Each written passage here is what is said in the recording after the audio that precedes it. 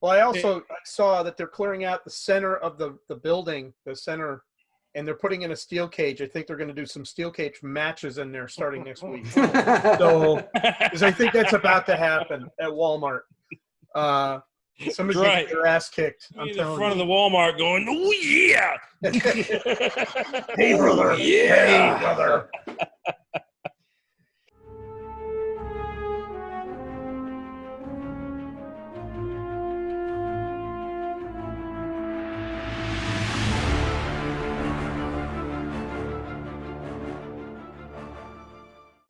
Yeah, we're back. This is John. Hey, it's Paul. It's Eric. And it's Ray. That's What If Geeks.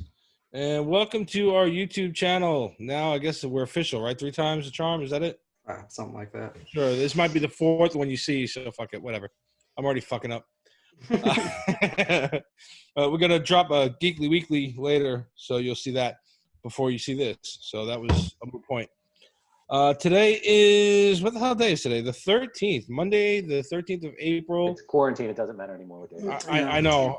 So I said it before, February had 28 days, March had about 45, and April's got 8 years. So I don't know what the hell is going on anymore. As you guys can see from my friends behind me, we're going to do a review of Onward. And Paul, you're like the last one to jump in on this, right? I saw it this afternoon, like 3 hours ago. We were still getting ready to spoil this on him. And, well, people, he watched it just for you. I kept seeing the messages. I was like, this is going to be great. Yeah. So it might have been funnier if he hadn't seen it, because he just would have been like, half the shit we say, he would have been like, what we the could have hell are you added talking stuff. We could have Yeah, literally added anything. It doesn't matter. And then half of them got dusted. Yeah. Oh, no, that's next episode. That's next episode. Sorry. Then it was the nip slip, and, you missed that. It was great. It's a special edition. Along with Laura and her horse boyfriend. Yes. Yeah. We'll get to that in a minute. All right. So, Eric, you want to walk us through some of this stuff for our Onward review? Yeah, sure. So I guess we'll start out with the basics. Yeah, so this is sort of a family-oriented animated comedy adventure. It's got a lot of fantasy themes in it. It's Walt Disney Pictures and Pixar. It was written and directed by Dan Scanlon, who did Monsters University. He also wrote and directed that sequel. I think that's the only thing he's done for Pixar, I'm pretty sure. So this is only his second entry in animated Pixar films. But for stars, you have Tom Holland voices the main character, Ian. Chris Pratt voices his brother, Barley. And then Julia Louis-Dreyfus, who everybody would know, I'm sure, from Seinfeld or Veep, if anybody watches that, plays the mom, Laurel. So this released in the theaters, believe it or not, on March 6th, but it had abysmal domestic opening, because why wouldn't it, with everything that was going on, So it ended up at 39 million. I think that's by no fault of their own, right? So they decided, this was, I think, the first one Disney decided, we're going to switch this up. So they put it out video on demand exactly 2 weeks after it dropped in the theaters, March 20th. Right. And then 10 more days after that, it went to Disney Plus. Yep. On April 3rd. And so everybody had the service go watch it for free, which is funny because I bought it. I think John, you bought it too, right? I bought it. Yeah. Noah did not want to wait, and neither did Heather, to be honest. Like, everyone wanted to watch it. We bought that was the funny thing. I said to my wife, I said, it's going to be out like in 2 weeks on Disney Plus. No, we got to have it. I'm like, okay. So it's slightly off topic, but just because we're on it, I bought that for $20. I'm sure you guys paid the same price, right? Yeah. I'm noticing now that the new early releases to video on demand are $20 rental fee. Right. Yes. We rented Trolls 2. We did too this weekend. Yeah, we too. It was $20. Oh, this could be a combo review. I'll have to find the Trolls image. Oh, but here's the thing. If you think about it as a rental, that's a great deal. It's a brand new movie, and your family's getting to see it. That would be paying, what, $14 a head in the theater? Oh, yeah. So that's still a great deal. Worth it. Definitely worth it. My kids, we rented it Saturday night. My kids watched it Saturday night, Sunday afternoon, and again today, because it expires. I think it expires like right now. It's 48 hours. Yeah. Yeah. So we're almost at 48 hours, like right this minute. Yeah. And they've already seen it 3 times. Yeah. Yeah. And I guess we could probably review that next week to give us something else to do, since there's like nothing else going on in the world. I don't know if I'm But watching that shit. It's all I'm actually gonna say really is, good. Eric, Is it really? here's my thing. It's fine. Each time they came out with a Trolls movie, I went, because I'm like, come on. I mean, Lego, they nailed it. And then they got like all of those little IPs they were trying to do movies on, emoji, Yeah. this, that, whatever. So when they did Trolls, the first one, I was like, shut up. And I really liked it. And then they come up with this one, and I'm like, well, it's a sequel. Good luck with that shit. And we sat down Saturday to watch it like you guys, and damn it, I love this movie. I was like, I like that one more than the original. I thought that the story was so much better. Yeah, So much better. Yeah, I liked it a lot. So, All right, I'll what it's contemplate worth. it. Certainly not for Yeah. next week, but I'll contemplate it. It's much better than Birdemic. Oh, that's Yes. positive. Yes, absolutely. So back to Onward. our actual review. So the critic and user reviews on this are actually really, really good. Critic reviews, 88%, I think, on IMDb, or Metacritic, it had like a composite score of 69 or something like that. User reviews are even better, 95% on Rotten Tomatoes, 7.5 out of 10 on IMDb, 7.3 on Metacritic. So everybody apparently likes it. Now, I kind of wonder if they like it because they paid little to nothing to watch it, and rather than going to the theater. I wonder how that affects the ratings people give. Did I pay $9 a head to go to that, or did I pay $20? I can watch as much as I want for the rest of my life. I agree. I guess we'll have to wait and see, and we're not going to know how much money it made off the buy either, unless Disney or Pixar decide to release that info, because it's not something that's readily available. Yeah. So studio synopsis on this one. So this is the no spoilers sort of simplistic view. So teenage elf brothers Ian and Barkley embark on a magical quest to spend one more day with their late father. Like any good adventure, their journey is filled with cryptic maps, impossible obstacles, and unimaginable discoveries. But when Dear Mom finds out their sons are missing, she teams up with the legendary Manticore to bring her beloved boys back home. That is a very simplistic synopsis, but we'll get into the details here shortly.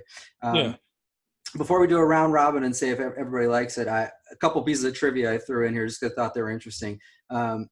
Since 2015, Pixar has only actually done 2 originals, This Now and Coco, which they did 5 years ago, right? So this has not been their thing to do, at least lately, to do original releases. Everything has been sequel. Cars 3, Toy Story 4. Toy Story 4. Yeah, like, well, and when I read that on our set list, I was like, no. And then I sat there and I thought about it, and I was like, yeah, no shit. And I know I've heard that recently too in other podcasts where Pixar's just been like kind of treading water with sequels, not making a lot of original shit. But I'm not really paying much attention to it because I watch it with the kids.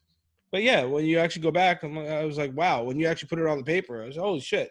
Yeah. They haven't made. But I mean, from Pixar's point of view, like Toy Story 4 made a ton of money. Cars 3 made a ton of money. Yeah.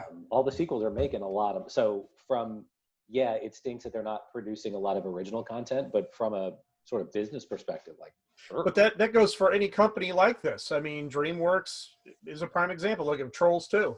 Yep. Anything that they know that they're going to make. Look at Shrek. How many Shreks were there? I mean, for crying out loud. 3 and a spinoff? Yeah.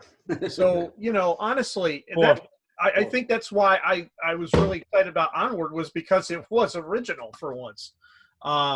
And it wasn't based on any kind of mythology, like in reality. Like Coco was based on something, the Day of the Dead, and all that.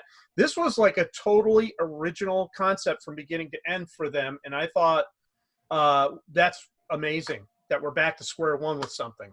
So. Yeah, and we'll get into more. We'll get to that in a second. Let's before we'll do the round robin. One more trivia fact, which is something I just learned. I guess I sort of knew this a little bit, but I didn't realize how far-reaching it was. So the guy that plays or does the voice of Ham in the original Toy Story, his name is John Ratzenberger. He has been in every single Pixar production ever made, short, regular, whatever. He's been in every single one of them doing a voice. He's a good luck charm. Yeah, apparently. So in this one, he does the construction worker at the end, and I don't want to spoil anything, but at the end by the fountain, I'll just say that he does voices that. Oh, I missed it. Yeah. All right. So I guess we'll go around the table. We can start with John since you're at the top of my screen. First impressions on this? I really liked it. I mean, I guess without spoiling anything, just from the Yeah, no spoilers on this. No trailers. spoilers. Yeah, from the trailers, you see there's like obviously a heavy fantasy vibe to it, right? A lot of nods to stuff we grew up with, like Dungeons and Dragons and like that kind of stuff. So you can see that in there when they're first doing it, like just from Barley yelling out how they're going on a quest in the trailer. So I liked that part of it a lot, and I'll get into a lot of more of what I liked later in the spoilers. But I really liked it a lot. As far as like the rating, 1 to 5, 5 being the best. Yeah. Yeah, then I'd say somewhere between a 4 and a 5, maybe a 4.5. I mean, it was damn near perfect to me, and I'll explain why later. All right. You want to go ahead, Ray? Yeah, sure. First impressions, and how would you rate it? First off, the minute I saw the trailer, I knew I'd love it. Yeah. That pretty much summed it all up for me. All the Dungeons and Dragons references right off the bat. The whole mythological spin. The minute you see those unicorns that are now like street dogs was just that got me. I was like, that's old Pixar. That is old Pixar. And when I think saw that's that what in the they've been trailer, missing. I was done. I was ready to watch this. I think that's what Pixar's been missing the last few years. I would even say close to a decade. Where you had really strong titles, notwithstanding Toy Story or Finding Nemo and all that, but things like Wall-E and Ratatouille and things like that are so original and off left field. This was like that, so they're almost back to where they started, which I think is great. Love the movie. Like I said, all the references were great. If I had one nitpick, it was Chris Pratt as Barley, and the reason is simple. He looks like Jack Black. Why wouldn't you get Jack Black to play Barley? All right, I can see that. See, But that's what you got to I hear. would go the other way with it. With just to answer the other question on there was anything in particular you liked or disliked, right? Anime, even though it was animated, I can feel a chemistry between Pratt and Holland. I don't know if you would have gotten that with Black. Yeah, I agree with that. I after I watched it and saw their chemistry, that's when, I kind of skewed the other way. And But I knowing love that they- Jack Black, and I would think he would have been great in that role. I just don't know if that chemistry would have been there. Absolutely, I agree with you. I mean, all the work that they've done in Marvel, kind of forced them together in 2 movies. So honestly, that makes sense. And we'll get to that after we go through the spoilers, but I think that was part of the play in picking those two. They were doing a lot of things to play off existing titles that were successful, and I think picking those two for the lead role was part of that. Right. Paul, what are your first impressions? How would you rate it? Yeah, I loved it. Freshest. I loved the mix, as you guys said, of the sort of mythology with modern technology. When magic stops working, and so they take planes and cars and everything else, but they're still elves and centaurs and those kind of mythological creatures. I thought that was awesome. I really liked it. I don't know that my kids are ready for this. My kids are sort of they feel a lot of stuff, and so I spent a good deal of this sort of close to teared up. And we'll talk about that when we get into the movie. Yeah. And so I think they will. They would spend most of the movie crying. But for me, it's a 4.5, 5. As opposed to Noah, who's a heartless bastard. Oh, he's a soulless ginger, so But yeah, I agree with you, Paul. I don't think they're ready for this. Yeah. But I really like it. All right, I'm in the same boat with all you guys. I really like this. I actually didn't ever watch the trailer, and I wasn't even that excited. I really didn't. I wasn't even excited about seeing it, to be honest with you. I thought this is sort of with the release timing and everything, and Pixar was probably not banking on this being any good. But I just really didn't care. And then it was my family that decided for a family movie night we were going to watch this. And so then I was like, oh, all right, yeah, sure, why not? Yeah. I need to watch it anyway. I'm shocked that you got all the way to it without seeing the trailer. With as much as Paul and I love the trailers, and we were pushing on this thing when we first heard about it. I don't know. Shocked We never had the trailer in our list of stuff we covered in the weeklies. I don't know. I may have heard you talk about it, but I just miserably apparently. anyway, I loved it too. I probably same boat as you, probably like 4.5 stars or something. It was really quite good. Now, there are some things about it that are maybe unlikable if you don't sort of invest in all those references they've got, right? Because it is very sort of episodic in nature, where it's like we're doing this, then we're doing that, then we're doing that, sort of like solve the, it's very linear, right? And if it wasn't for all the references and tie-ins to other properties and nostalgic stuff, I probably wouldn't have liked it as much. But because of that, I loved it. And even when it first started, and Becca and the kids didn't even understand quite what was going on, I'm like, oh, I know exactly what this is. Like, this is Dungeons and Dragons. And they're like, what is wrong with them? Why do they look like? I'm like, they're elves. They're elves. Trust me, they're elves. Oh yeah. So but yeah, I mean, I think this works for families. I'm with you, Paul. It had me tearing up a little, and we'll get to the tear jerkers in the spoiler, I guess. But that does come much later. The whole front of it is kind of a fun little exercise, right? Yeah. It's not till they get to the, Yeah. thing we'll talk get about into the spoilers in about 3 Into the seconds. quest. Yeah. When they hit you with it, they hit you with it. Yeah. And you're like, oh wow, like like they really get you good. Yeah, and before we spoiler alert, I'll just say, if you don't know this, that this is actually based on the director's real experience in life. Yep. He wrote this story based on sort of what happened to him. Obviously, he didn't go on a fucking quest, but you know what I mean. Right. Well, we don't know that. We don't know. yeah. Maybe Drugs might have been involved. Who knows? All right, so Not a bad thing, right? any alibis before we spoiler alert? Any last comments you want to make before we get into spoilers? Hell no, drop the spoiler. Well, let's get into it. All right. So yeah, this is your spoiler alert warning. Then we're gonna talk about plot and all characters and all kinds of stuff now. So if you haven't seen it, run away. We need to count down 3, 2, 1. Yeah, we're gonna have to do something. But I mean Eric. All right. So where you guys just want to start at the top with this? So talk about the setting, the background sort of thing, right? The fantasy world. That's so Paul, you had mentioned in the no spoiler section, like it felt like they were just embracing technology or whatever, because I don't know what the reason was, right? But what I drew from that after watching it is just because it was easier, because every spell and whatever that he had to learn, like all of them had sort of a downside or a negative or something that was slightly difficult component to it, right? And so everybody just sort of abandoned that because it was easier to flip a light switch than learn a light spell, or that kind of thing, which I thought was kind of clever, really, as a way to say, because why would people abandon magic because it's cool as fuck, right? But if you give that sort of, oh well, everything has a risk, or it's a risk versus reward thing, and it takes effort to do, then okay, yeah, I get why people would abandon it for easy technology. And that sort of thread goes through the whole movie, right? Like the Manicore stops working out her wings, so she stops being able to fly.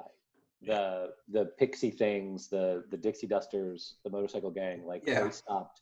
They're fucking amazing. Yeah. Their ancestors stopped flying because it was hard. That happens through the whole thing, and like the Manicore comes to that realization, like, what am I doing with my life? Like, this place sucks, and so she burns it. Yeah. Well, it's really funny. I drew a very strong, and this, you guys might be a little too young for this, but I drew a strong Hanna-Barbera vibe from this.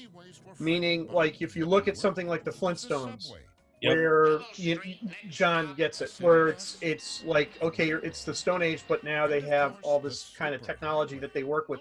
I got that vibe almost immediately. So it was kind of that between Dungeons and Dragons, it meets something like the Flintstones, where you have this world that's very familiar but very different because of the way they do things.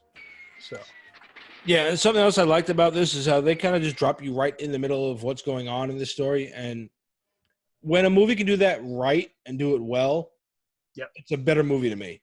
Like they tell their story, but they're like, hey, look, this is it. And they don't handhold. They don't like, look, this is what's going on. now we're going. So come on, get in the car, let's go. And they just go with the story, quite literally. I mean, but they go with the story, and they don't expect to have to coddle you through the whole thing. Like, why is there modern technology and elves? It's just it is, and they go, and it's a lot of fun for that. All you needed was that one scene where the guy's trying to do the magic. He turns around, looks into that one hovel, and the guy flips the switch for a light bulb. And he's like, Yeah. I'm done. So that really that was it. That's all you needed, and you were ready to go. Yep, you knew. Oh, all right. So what else we got? I don't know, it's open forum, whatever you guys want to talk about. How about characters? Yeah, we're rolling the characters. Ian Lightfoot, Barley Lightfoot. So here's The something Lightfoot I family? thought was really interesting about the way that they set up Barley in particular, how he was like fearless. He would do like anything right, but that's because he had that like one mistake in his life and he was like, never again, and that sort of like informed his character for the whole rest of his life and this whole movie. Right.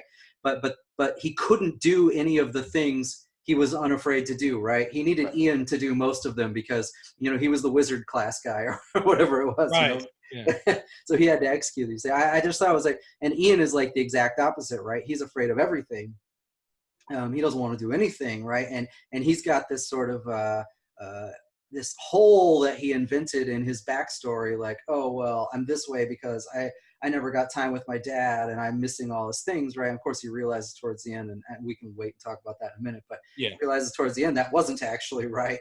That wasn't what he needed. It was there all along, right? It was an interesting way to do the character development, I thought. It made them sort of relatable, I guess. Like you understood why they were the way they were. Yeah. Yeah. I like what they did with the Manicore. Like, I guess we can just kind of jump right into that too.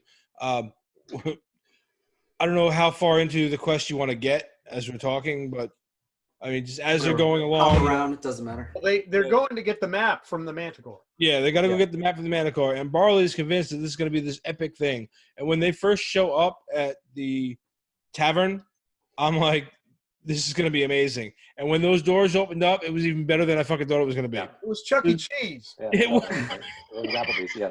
I thought it was Applebee's. It was Chuck E. It was Cheese. Applebee's. I think it was kind of like Chuck E. Bees. It was The fearless adventurer. You mean Corey? She's over there. Quick! Somebody help me! These Griffin nuggets were supposed to go out minutes ago! That's the Manticore? Because you had the fake Manicore running around, so that's Chuck E. Cheese. Yeah. Yeah. It was a kid's place. But did it have evil eyes that you couldn't look into like Chuck E. Cheese did? They didn't concentrate on that thing too long before she burned it down. They mentioned some of the names of the things that came out of the kitchen that were like, I don't know, riblets and cheese poppers and whatever. Yeah. Very Applebee's. Oh, yeah. You know what's funny? This is probably a good point to talk about this because there's a ton of references to other works, which we talked about at the beginning. But there's a ton right here in this one thing, right? Because they've got the Manicore, which is obvious D&D reference, right? But they're also going to meet up at essentially a tavern, which is how like every D&D adventure starts, right? You're in the random tavern and you meet somebody that's sending you on a quest, right? Yeah, you can get this map. And yeah. Did you guys see that the chef in the background is Remy from Ratatouille? Yes. I didn't know. I missed it. I saw that. Oh. So I'm just like, this is one great scene where they just sort of like threw a bunch of different things in together that are references to all kinds of stuff, I think even before they go in the tavern, we see some Tolkien references, right? There's like a Burgershire that serves second breakfast or something. Oh, yeah, that was amazing. Yeah, That and was then good. there's a Toy Story reference. Instead of a Pizza World, I think it's a Toy Story reference. Instead of a Pizza World, there's a Pizza Realm. Yes. Yeah, well, Pizza Planet. Yeah. Yeah, and Oh yeah, Pizza Planet. actually, right before we started, maybe you can drop it later, Eric. I sent you guys the picture of the Pizza Planet truck, which is also in every Pixar movie. Yeah, it is. It's on the toll road while the guys are stopping to pay the toll. It's in the road, like 2 lanes over. Yeah, I'll cut pictures in all over the place, no problem. Yeah. But yeah, so then you got well, all right. So I guess go back to Ian's birthday, right? So when he's old enough, his He's dad 16. He's turning 16, I think. So he's a man, or he's whatever. Mom brings down this gift from dad. Dad's been gone, right? He's dead. And really, I heard that. So Dad's been gone. He died a while back, and Ian never knew him. Right? Barley remembers him and tells him about him, but Mom brings down a gift for the two of them when they were both old enough, and it turns out to be a wizard's staff, right? And they figure out they've got this spell that they can bring their father back. I guess that's kind of where like the whole crux of this whole movie is. So we probably should talk about that. Yeah, sure. Ian, not confident at all because he's never done this shit before, but Barley is totally confident. I'm like, you can do this shit. You're the guy. Because I can't. He tried and he couldn't do it. So he gives it to Ian. And the fucking He tried for hours. Yeah. Dude, And that Ian was takes crazy. it and the thing glows, and he's like, "You're gonna do this." He wanted to meet you more than anything. Holy Tooth of Zadar! How did you? I don't know. It just started. Well, he does, Sort of. kinda. You know, like a lot of things my kids do, he kind of does it half-assed. Literally, half-assed. He only brings half of his dad back. Hang on! Dad? There's no top part. Dad, you are in your house. Oh boy! So there's a spot in there where they realize that they can still try to bring him back by going on this quest. To And get the Phoenix gem. yes, and to complete the spell, right? Right. So they set up the dad's body so that at least he looks like a person walking around, and it almost becomes a Weekend at Bernie's. Little Weekend at Bernie's, right? Yeah, there's a lot of that in there too, with the body's just kind of wandering around because he can't see, and that's a lot of funny shit.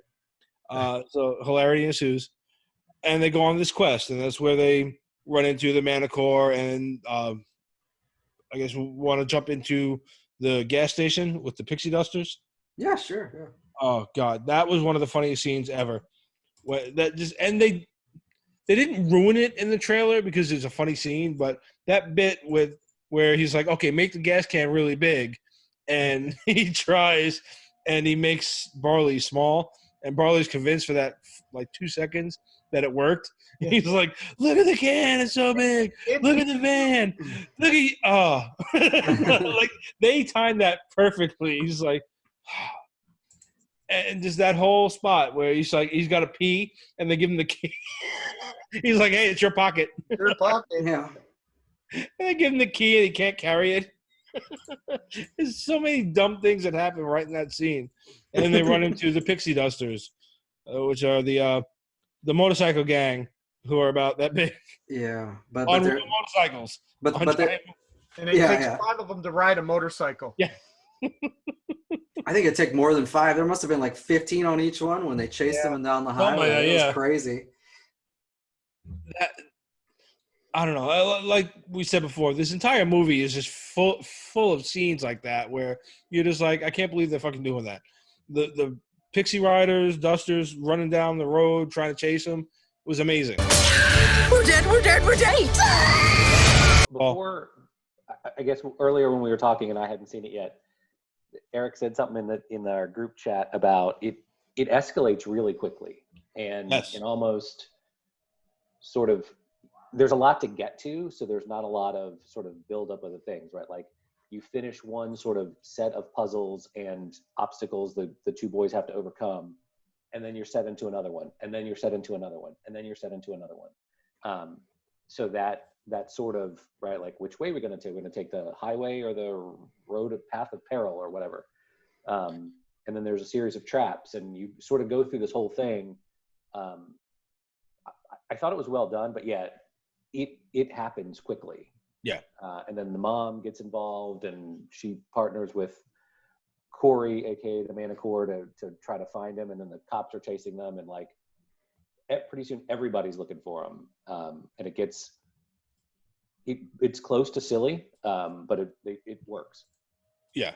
I think one thing we're forgetting, one character that we're forgetting in this entire thing is the van itself, Guinevere. Guinevere. Oh, Yeah, yeah. I was going to say that. Fucking I've started Awesome. constructing Heather's van as Guinevere now. they actually have one out at Disney. Yes, I saw In it. fact, like the second to last day I was working, they actually had Guinevere parked out at the Art of Animation, and it's a real van. And I'm You like, took pictures of it, right? I did. I Yeah, have that's pictures what I on my saw. Facebook page. And the kicker is it takes me back to the early 80s. Everything like Barley. I want that vest. I had a vest just like that with like every heavy metal band I ever listened to on it. And I had a van just like that, except mine was tan. It was a Chevy. It was a 76 Chevy. And I'm like, that's me circa 1982. Easily. I can see Ray in that. Yeah. Oh, yeah, easily. The tool You know around. what? I'm gonna make that happen. I'm gonna find a vest for Ray. I'm buying. I want that. You know, I've already when's been your birthday? online. They sell it. They sell that vest. I'm like, I gotta get that damn thing. You can almost see it over John's shoulder, but since you brought up the vest, it's worth Yeah. talking about because they threw yeah. a bunch of the Easter patches. eggs on the vest, right? Yes. So he's got one up in the corner there that says Hydra, but it's stylized just like the little, skull tentacle thing that they have in MCU. MCU. Yep. Yeah, and then he's got the Infinity Gauntlet is one of the stitchings on his jacket, Yep. right? So obvious MCU reference there. I think he has one that says Hades, which I'm pretty sure is a Hercules reference. Yep. Sure. And then he has like a play on words thing. It's a band patch, but it says like Muddle of Mush. Puddle of Mud. Instead of Instead of Puddle of Mud. Mud. Yeah.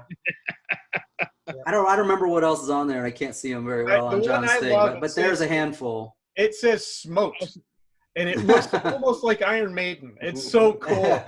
Like that is just freaking awesome. We'll have to find the picture and drop it. Yeah. A better picture than this. Yeah, there's quite a few things on his jacket though, for sure. And there's something it might be an Infinity Gauntlet also, but stitched into like the headrest on his van. Yeah. I think it might have been Infinity Gauntlet there too, but anyway, there's a ton of stuff. Yeah, it's pretty amazing. And then the They van, crap a lot. as long as we're talking about the van, the scene where he sacrifices the van is freaking great. Oh yes. That's one of the. Not that it was a tearjerker, but it was close. Yeah. Close because you saw how much he didn't want to do it, but he was like, "We're gonna do this. We're gonna see this to the end," And it was like one of those wow, because it'll get you thinking about your first car, Yep. right? You're like, wow, how much you First thing I loved thought that of. thing and babied it. Yeah, it was really. I love cool. how it popped the tire and then it started to gallop. Yeah. Yeah, that's it. That's actually like that whole thing was like Thor Odin reference, right? The Valkyries. That was the name of the van. Didn't he call it Valkyrie? It was called Guinevere, but didn't he make some reference to He Valkyrie or makes a something? reference to the Valkyries. Yeah. But so it's like a Valkyrie charging into battle, and then it starts doing the gallop thing, and the I was thinking back to Monty Python. What up? I'm like, that's great. and his thousands of parking tickets are like flying out Yeah. the windows. Yep. It's really quite entertaining. Yeah, that part was funny. And then, well, you also, if you're talking about the parking tickets, you got to talk about the fact that his mom's boyfriend is Is chief cop. of police. All right, we're gonna open up this Yeah. can of All can right, of yeah, worms. let's do that. Yeah. Yeah. So He's a centaur. he's a centaur, half human, half horse. And since John wants to open this up, I was listening to Ray Carpool- did it. I didn't. I opened it. It was Ray. I will fully, openly admit it. So go ahead, Eric. What were you reading? Yeah, no, I was listening to Carpool Critics this morning, and they were talking about this podcast, and they were talking about this movie, and one of the guys asked something about, "What do you think he has a human or horse anatomy down there?" And then that, of course, led to a question about the mom, and All right. yeah. So, anybody have any guesses? Art I don't- stuff done on this movie. I mean, Anybody want to shove any guesses out there? No pun intended. I don't want to force it. Go over to I don't Geek wanna right force it. now, and you're going to see like 50,000 drawings. Oh, Rule 34. Coop and his mother. Yeah, You know. Rule 34. Our sponsors just left. Everybody. They're all here. Sponsors on this episode. Gone. As long as we're mentioning him, that end scene where he's gonna go run, like it's obvious, but he like lets his hair down and it's like some Fabio shit. Fucking Fabios. Yep. Yeah, That was amazing. that was freaking hilarious. I mean, I knew he was gonna go run off, like it was obvious it was happening, but I did not see that part coming where his hair was gonna like all that down. And I also want to know how the fuck he fit in that police car. Right. Get in the vehicle. I'm escorting you home. I'm giving you to the count of 3. Did they take the seat out, or They You had could to. see the seat was back. The seat was back really far. Well, and you remember really like, far? I mean, he's a horse. I mean, well, when he comes into the house in the beginning, like all the little details they do, like when he comes Oh, in, he he's like- sitting in yeah. the recliner, Yeah. Knocked the everything horse sits down in Yeah. the recliner. It's amazing. knocks over everything on his way through the kitchen. It's so fucking like I said, every little detail in this movie, like all the little dumb things, Pixar is so amazing at that shit. They make me laugh so hard. Yeah, they do pretty well with it. You know, I didn't notice this until I was going through the character list, but there is no actual villain in this movie at all. There's no like bad guy. No. There's not even like a devious person, really. I mean, I guess you could say like the leader of the Pixies or something might have been sort of a dick, but he's not like a bad guy. No. right. Yeah. He's just leader of a biker gang. Yeah. Yeah, I mean, so the only The pawn the shop only owner's kind of scuzzy, but she's in it for Yeah. like 2 minutes until she yeah until they, And then you got what do you call it? the dragon at the end. The dragon at the end, but that's just But it's Yeah, really exactly. a race against. It's really a race against time movie. Like yeah. we gotta Yeah. get this done by sundown. it is, and you don't see a lot of those coming out of Disney at all. There's always a villain. In fact, they've made a whole franchise out of the villains. There's games about just the villains, and Yeah. there's shows at Disney that are just villains. Like they love villains, so to not have a villain at all, like even a sort of tangential villain that's just sort of related to it, which they do in a couple of movies, they don't even have that. It's just No, nothing. which was really cool. It was refreshing. I mean, just to be able to watch the movie and just wonder whether or not they're going to get to what they got to do. Because basically, it's like it's by sunup, right, or sundown. Sunup, sundown. They have to get this Phoenix gem. Yeah, To complete their they have to complete the click or do the spell over again, essentially, to to bring that complete back it because back. he's only half there, right? Yeah. So I mean, I guess That's right now. we were Well- talking about the dragon. We might as well go with that. Love the way they did the dragon curse thing. That was Out of trouble. really really Yeah, it was cool. very cool. I mean, just like the whole. So you knew something bad was going to happen when he found out the gem was in the fountain, and this is actually something they do really well in this movie is that they've got tons of little tie-ins, not to previous stuff, but to other things in the movie, right? Like, so he learns all these spells along the way. I don't know, maybe 7, 8 of them they learns throughout the movie, and by the final battle, he uses every single one of them. His brother was like all about protecting the ancient fountains and the history and whatever. And it turns out there's a gem inside one of the fountains at the end. Like they do a lot of those, like sort of tying back to other things in the story where they just dropped a little hint of something and it becomes like an actual plot point later, or relevant to the plot in any case. But anyway, so that dragon, yeah, when he finds that gem, you know that the dragon or something is coming, right? You know the curse is going to kick off. But the way that they did that with the whole school crumbling and the face that was on the wall became like this thing's face, you know, and That was it funny. Really freaking neat. Yep. It was cool, but it was funny when you saw the mascot face, Yeah. the dragon face. You're like, what the fuck? And then Yeah. when it got the frown and then it got the eyebrows. yeah. When it got that shit, then you knew it got real. It had me. Yeah.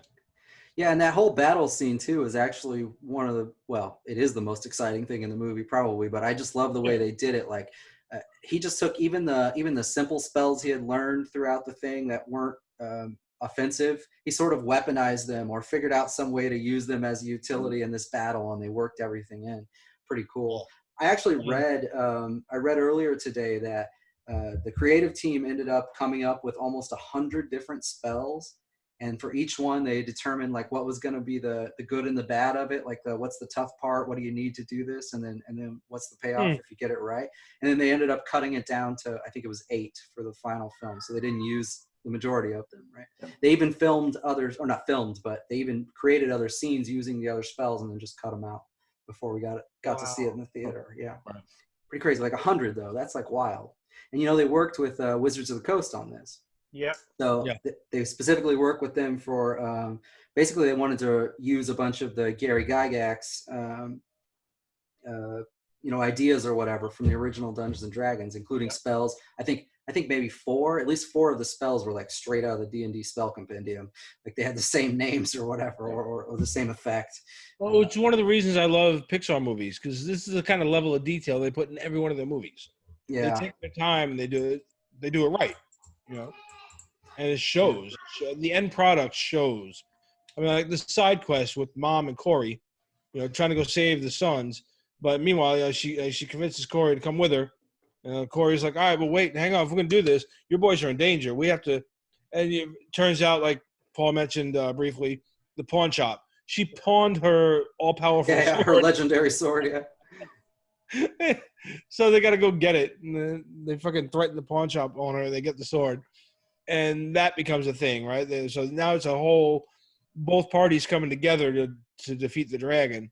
That was really cool, the way they kind of brought both quests together at the end. It was interesting. We also get a bunch of Tolkien references in here. I think that you remember the opening scene where they're talking about the wizards and how they sort of guarded the earth or whatever the hell it was. Yeah, they all have very wizardy names. Yeah, and that first wizard looks a lot to me like Gandalf the Grey. He's got like a funky hat. He's got the robes. He's got the staff with the crazy thing on it, And I felt like that was a purposeful reference there. But then they have the names, right? So you got Gandalf the Grey. Sauron. They always have all these names in Tolkien. I guess they do that in Harry Potter a little bit too. But the wizards always have crazy ass names in Tolkien stuff, and then they do that here too, right? Because the Wyndlin the Whimsical and this other kind of shit that they got, right?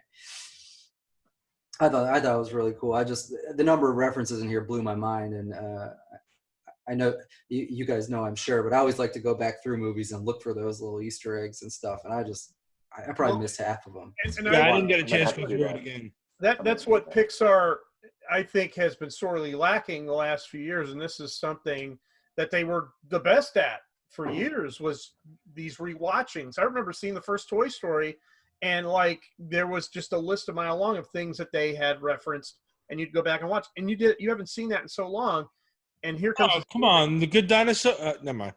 Don't even. Fired 4 freaking directors over that movie, I think. So, but yeah, that's what I truly love about this movie, is this is just a return to form, and the fact that it harkens to something that I hold near and dear, something like Dungeons and Dragons, and just the references to my past in that movie is really, really cool, and that's why I will continue watching that movie. That would be the only movie on my Amazon Prime account that'll probably get used the most is that movie. And I will buy the Blu-ray the minute it comes out. Yeah, this is one I want to own. Yeah, absolutely. Well, technically I own the digital copy already, but that's me too. I want to buy the Blu-ray so that we can watch it in the van. No again. Well, just to watch all the making of and everything else if they do. Oh yeah, sure. So, but so I guess the last thing we got to talk about with this thing is the tearjerker, right? We got tearjerker moment, right? The big one. So the dragon scene unfolds. It really just becomes a hold it back, right? Rather than kill it. It's not necessarily focused. Yeah, they don't think they can kill it at all. They just think it's He's got to get the spell down to bring his father back before it's too late. Of course, the mom comes in and kills the dragon eventually with the legendary sword, but that's not really the point, right?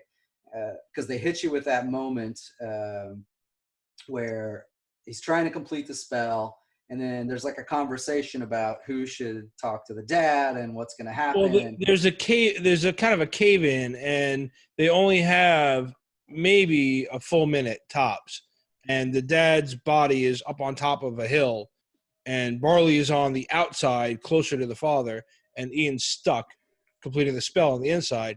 And he said, "You need to go see him," right? And it becomes that moment where, that's like you said earlier, Ian realizes, like, I was never missing my dad.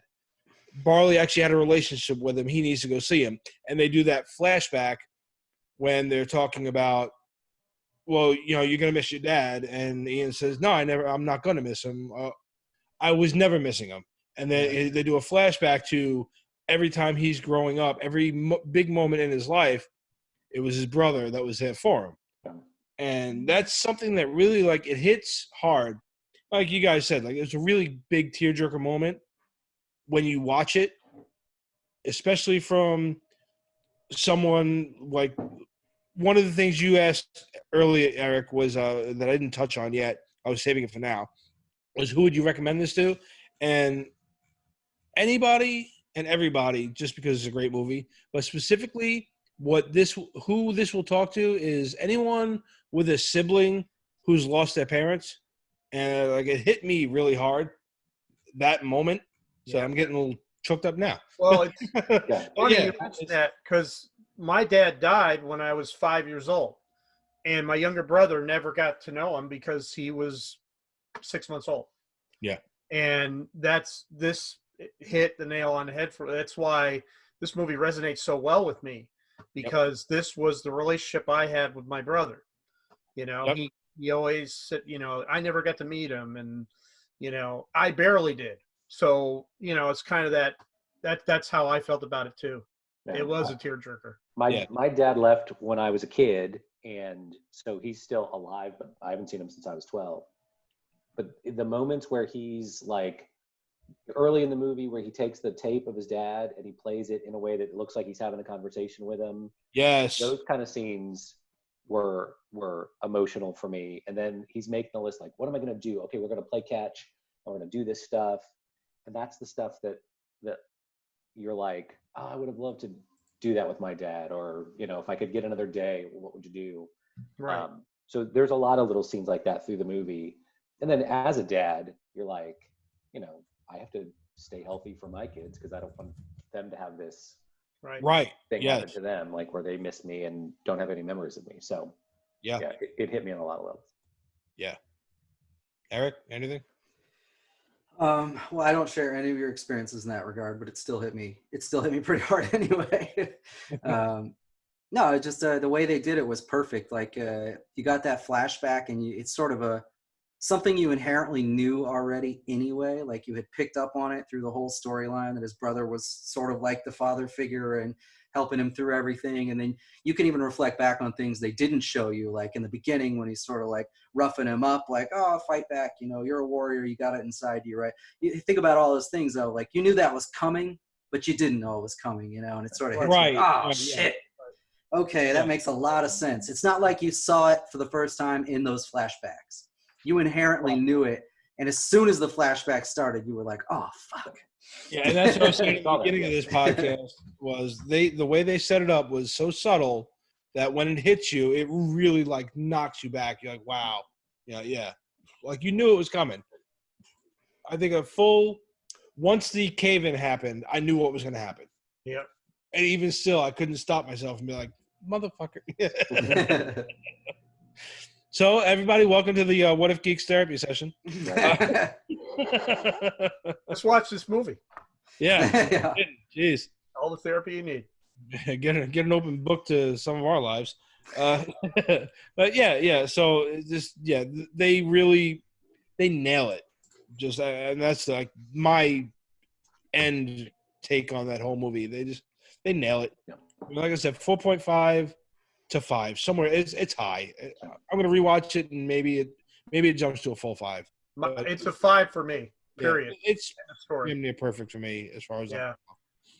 And since I own it, I'll watch it again probably this weekend. You know, I'll watch it with Noah, and then I'll jump on Facebook. It's on Disney Plus. Well, I own it still. So, it's on digital. It's on Disney Plus. I've got it in 2 different spots.